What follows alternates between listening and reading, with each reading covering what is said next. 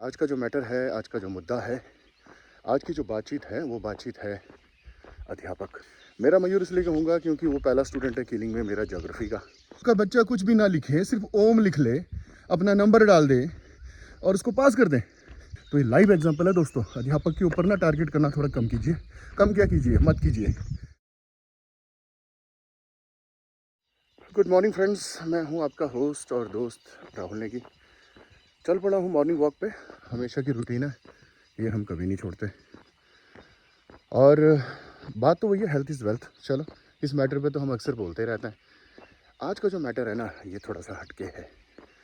और आज का जो मैटर है, आज का जो मुद्दा है, आज की जो बातचीत है वो बातचीत है अध्यापक, टीचर्स। हम देख रहे हैं, मैं बार बार कह रहा हूँ, सबसे सॉफ्ट टारगेट है टीचर्स। क्यों? क्योंकि पलट के जवाब नहीं देता। जवाब इसलिए नहीं देता है क्योंकि वो अपने काम से काम रखता है, उसके पास उतना समय ही नहीं है। हाँ, मेरे पास थोड़ा समय ज़्यादा है क्योंकि मैं जल्दी जाग जाता हूँ और सोता भी लेट हूँ। मेरी नींद जल्दी पूरी हो जाती है 4-5 घंटों में, और इसीलिए मेरे पास समय थोड़ा सा ज़्यादा है। समय इसलिए भी ज़्यादा है क्योंकि जिस विद्यालय में मैं आजकल अपनी सेवाएं दे रहा हूँ वहाँ पर बच्चों की उतनी संख्या नहीं है, और मेरे पास तो है ही नहीं है।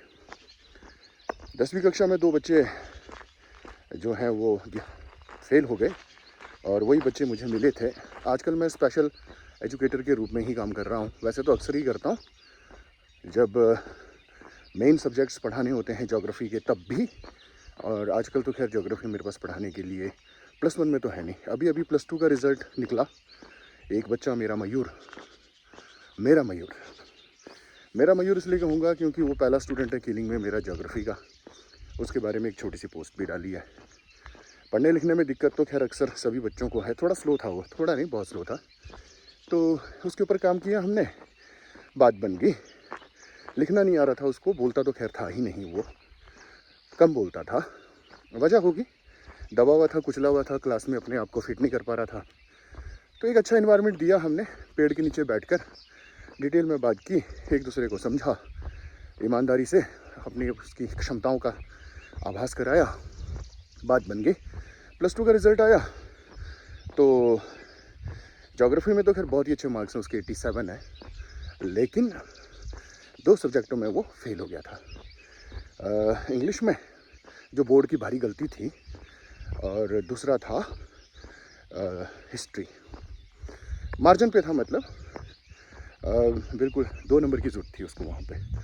तो पिछले कल रिवाइज्ड रिज़ल्ट आया है।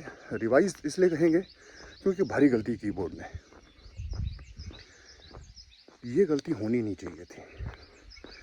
पहली गलती वहाँ पे हो गई जब 10th और +2 का एग्ज़ाम अंग्रेज़ी का, वो लगभग साथ साथ थे। क्वेश्चन पेपर गलती से खुला, पेपर कैंसिल हुआ। पूरे हिमाचल प्रदेश में कैंसिल हो गए। चलो, कैंसिल करना सही है क्योंकि लीक हुआ है। जिन्होंने इसकी जानकारी दी उनको साधुवाद। उसके बाद जो टीम है ना, उनको करना चाहिए था ठीक काम।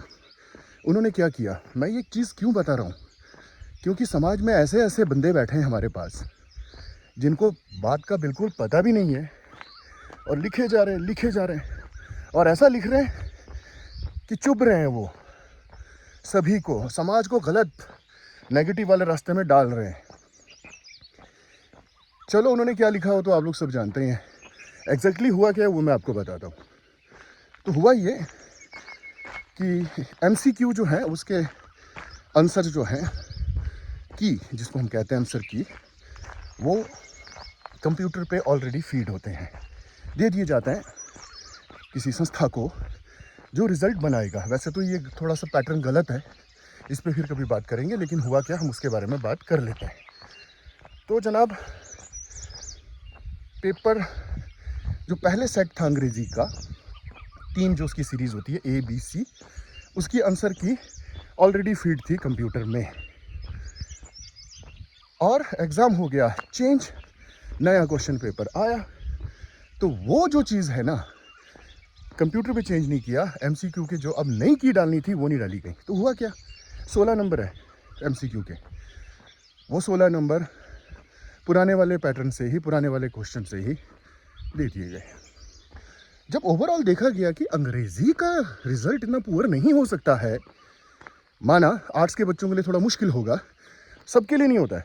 आर्ट्स में भी टॉपर जो निकलता है ना, उनका अंग्रेजी में बहुत गजब के मार्क्स होते हैं। हाँ, साइंस के लिए तो आसान था ये, ऐसा वो समझते हैं, बल्कि लिटरेचर का पेपर है, इतना आसान होता नहीं है, वैसे पढ़ना तो पड़ता है।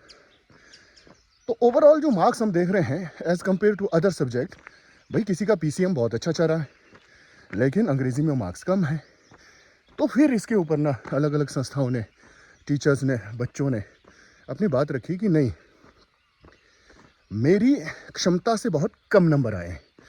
तो जब इसकी तहकीकात हुई तो पता चला कि वो आंसर की तो वैसा हो गया था। तो उसको किया गया रिवाइज, फिर से नई आंसर की डाली गई, और जो जिसको OMR शीट कहते हैं, रोल नंबर जहाँ लिखते हैं उसी के साथ होता है। अब अभी इसी बार से ये पैटर्न चेंज हुआ है, मुझे इसलिए मालूम है क्योंकि मैं एग्जामिनर रहा हूँ उस दौरान।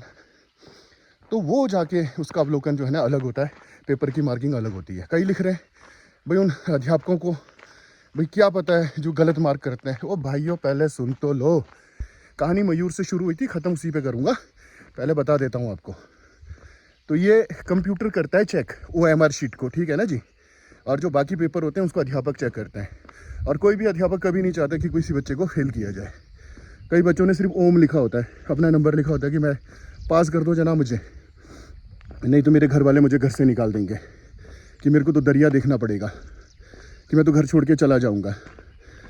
तो क्या करें जी हम, आप ये चाह रहे हैं कि आपका बच्चा कुछ भी ना लिखे, सिर्फ ओम लिख ले, अपना नंबर डाल दे और उसको पास कर दें।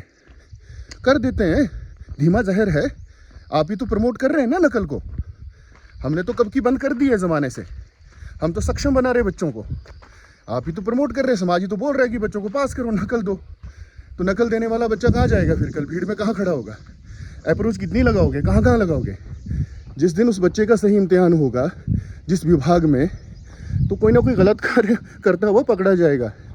अरे सुधरो यार, अध्यापक को हमेशा टारगेट करते हो। तो दोस्तों ये कंप्यूटर करता है चेक, OMR शीट कहते हैं इसे, उस पर कोडिंग होती है। तो वो कंप्यूटर की गलती थी, इंसान की गलती नहीं थी, किसी अध्यापक की तो हरगिज़ नहीं थी।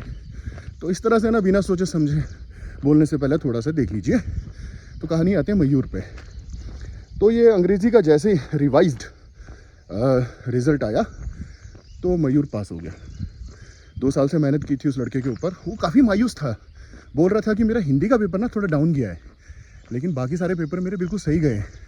मेहनत की उस लड़के ने, हो सकता है कि थोड़ा बहुत उसने पूछा भी होगा दाएं बाएं से, लेकिन वो अपने दम पे पास होने की क्षमता 2 साल में बना चुका था। तो ये कहानी मयूर की है, ऐसी बहुत सारी कहानियाँ और भी है।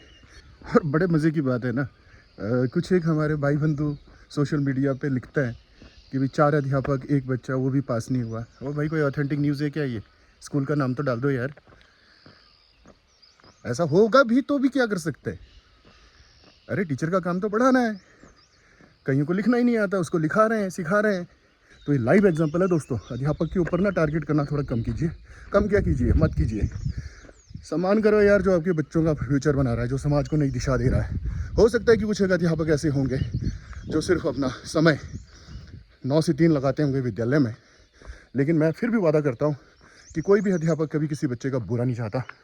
ऐसा हो ही नहीं सकता, अगर ऐसा है तो वो अध्यापक हो ही नहीं सकता। राहुल नेगी का प्यार भरा नमस्कार।